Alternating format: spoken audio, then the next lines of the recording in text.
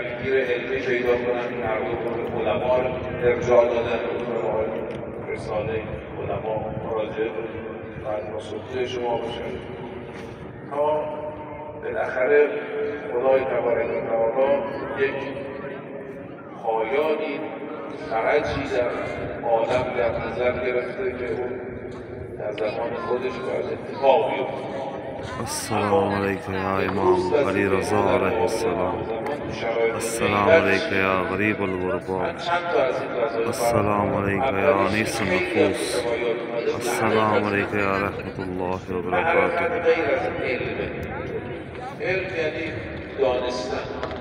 شما بدونید ما زمان چند سالشه غیبت یعنی چی؟ میشه دانستن. معرفت که تو حدیث داریم کسی معرفت نداشته باشه مرگش مرگ جاهلیته، معنای شناخته. شناخت ممکن با علم ممکن. امام صادق علیه السلام فرمود معرف امامک. امام